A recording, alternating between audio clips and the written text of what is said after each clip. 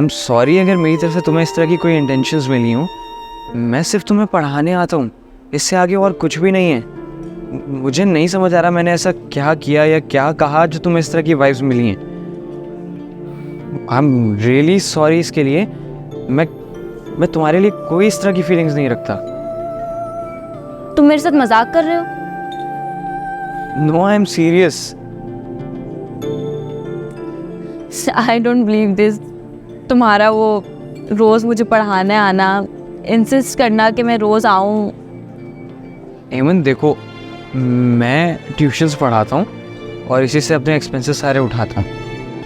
आयशा जो अपनी बेटी के साथ मिलकर कर रही है वो आपको नजर नहीं आ रहा?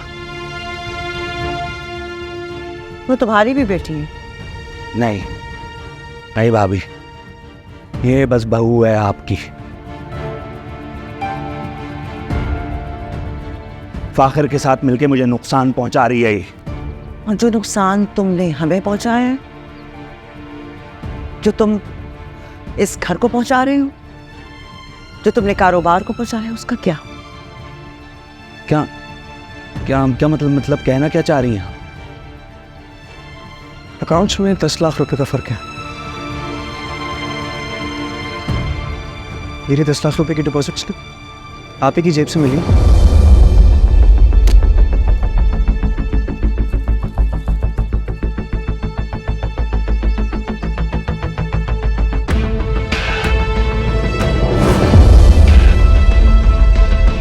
चोरी का इल्जाम लगा रहे हो मुझ पे? बकवास कर रहे हो?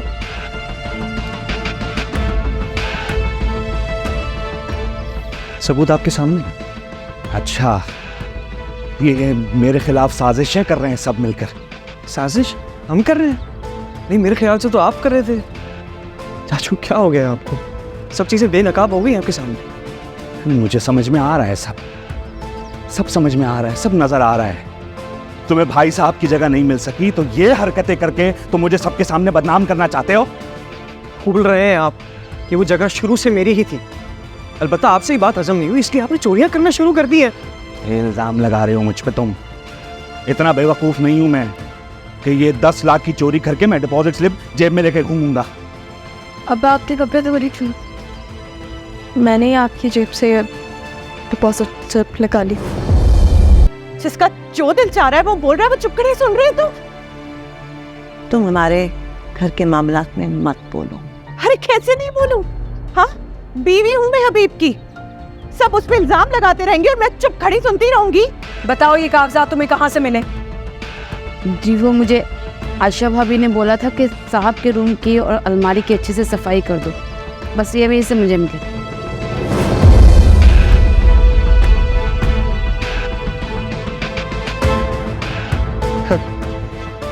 लो बात साफ हो गई। एक कागज हाथ तुम्हारे पास ही, वहीं से मिले। ऐसा कैसे हो सकता है? मैंने पूरा कमरा खंगाल लिया था, कहीं नहीं थे पेपर्स। छोड़ो ही नहीं। मैंने कुछ नहीं किया है, मैंने चोरी नहीं की है।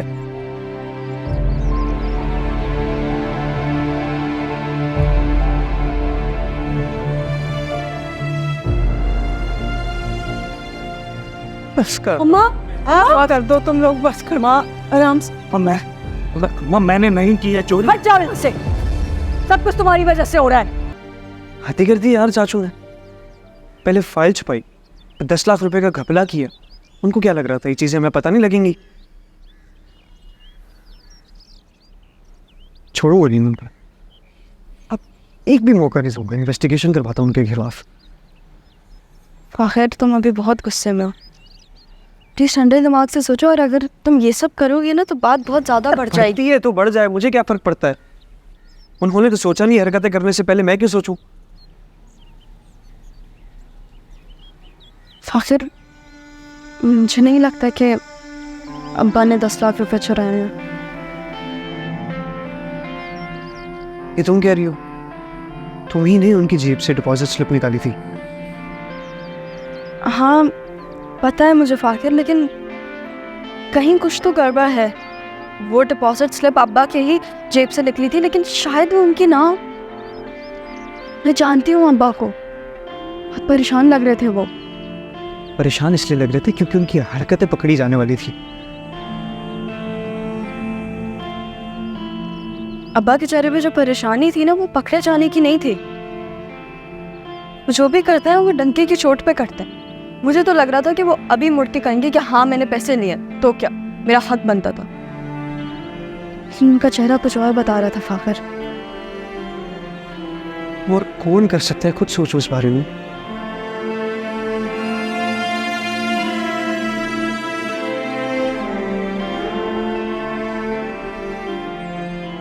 कुछ बोलो तो सही। फाखिर, जब मैं अब्बा के कपड़े धोने गई थी ना, तो वहाँ फराज पापा भी मौजूद था। मुझे वहाँ पे उनकी मौजूदगी बहुत अजीब सी लगी। जब उन्होंने मुझे देखा ना, तो वो डर गए थे। वो फौरन से वहाँ से चले गए। उसके बाद मुझे अब्बा की जेब से वो स्लिप मिली। उसकी सारी जालसाजियाँ सामने आ चुकी हैं। बिजनेस को और हमारे ख़ानदान को बहुत नुकसान पहुंचा है उसने। अभी भी तुम उसे इस बिज़नेस का हिस्सा बनने दोगे? जब तक 18 साल का नहीं हो जाता मेरे हाथ में ही नहीं है कुछ, ना फाइनेंस ना डिपार्टमेंट, कुछ भी नहीं। क्या करूँ मैं? अरे मैं हूँ ना। देखो एक काम करते हैं, एक पावर ऑफ अटर्नी बनवाते हैं। और वैसे भी हबीब के बाद तो ये सब कुछ मुझे ही देखना है। भारत, अभी जैसा चल रहा है वैसा चलने दें, बात की बात में देख लेंगे क्या हो गया। आखिर रात में बुलाया जी सर, ये डिपॉजिट स्लिप है हबीब साहब के अकाउंट में, जिसने डिपॉजिट करवाई। मुझे फ़ौरन डिटेल्स दें। नाम तो वैसे ही पता नहीं लग रहा है, हैंडराइटिंग पता नहीं किसकी है। और शाम तक आप मुझे बताएं। एक मिनट दिखाओ। अरे यार ये काम तुम मुझ पर छोड़ दो। उस बैंक में मेरे काफ़ी जानने वाले हैं, मैं आसानी से करवा लूँगा ये काम। आप चाहें। सच क्यों नहीं बोल रही हो? अरे आप इनका हाथ क्या कर रही हैं? क्या तरीका है ये किसी से पेश आने का? ओह, आप आ गई हैं उनकी मदद करने, हीरोइन बनने।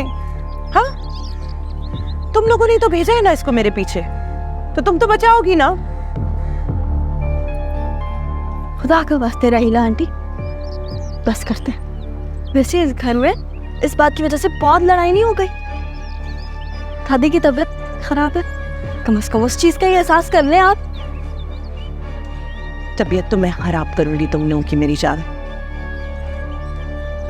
जो शख्स भी हबीब के खिलाफ जाएगा उसकी तबीयत मैं साफ करूंगी। तुम चलो निकलो यहाँ से। अपने ऐसे नहीं निकाल सकते, हमारे घर की पुरानी मुलाजमाएं हैं। मैं जो चाहूं कर सकती हूँ, वो झूठी है, मक्कार है। चलो यहाँ से। मैंने क्या कहा आपको? बस नहीं अन्नी बेबी, रहने दे। मैं अब यहाँ से जा रही हूँ। वैसे भी कुछ दिनों में यहाँ पे कुछ ठीक नहीं हो रहा। अब मैं यहाँ पे और काम नहीं कर सकती। हद हो गया, कितनी बदतमीज औरत है। किसी का एहसास और ख्याल तो है ही नहीं।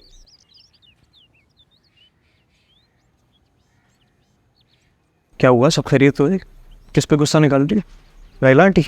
हाँ, आमना बी को कहाँ से निकाल दी उन्होंने? फाकिर धमकियाँ दे रही थी उन्हें कि तुम्हें जेल में डाल दूंगी, और जब मुझे देखा ना, मुझे अपनी बातें सुनाने लगी।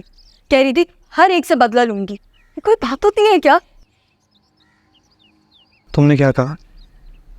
बिल तो मेरा बहुत कुछ किया कहने को, लेकिन क्या सुनाऊं उन्हें ठीक ठाक, वो चुप हो जाए। कुछ नहीं कहा मैंने, मुँह नहीं लगी मैं उनके। पता नहीं अब्बा को क्या देखा था उनमें कि शादी ही कर डाली।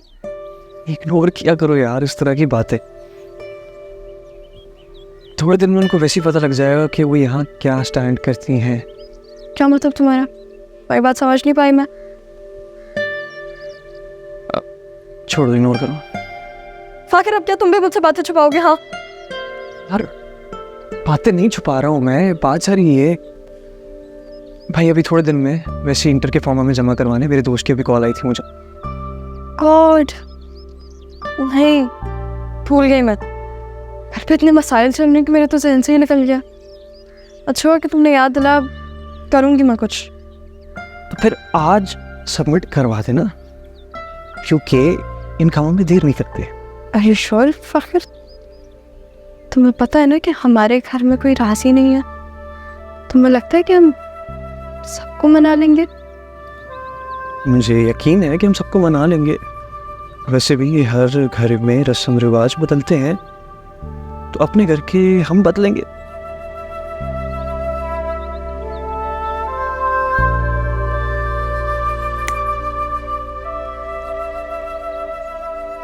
Thank you Fahir. कभी कभी मुझे यकीन नहीं होता कि तुम वही अनोइंग स्टूपिड सा फाहिर हो। ये कैसी तारीफ थी? तारीफ नहीं थी, बस ये कह रही थी कि बस अब तुम अनोइंग और स्टूपिड नहीं लगते मुझे। Thank you very much, I appreciate. और क्या होता है आगे जो भी? Thank you. बस बहुत ओवर हो गए तुम। नहीं बस फाहिर, बस चुप रहो, ओवर मत हो।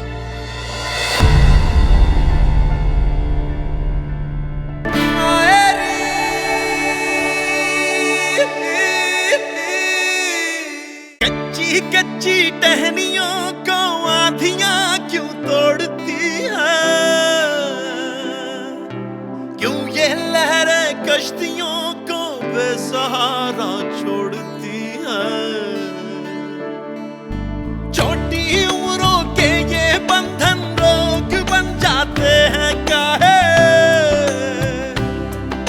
क्यों ये किरणें रोशनी की काले बादल ओढ़ती है।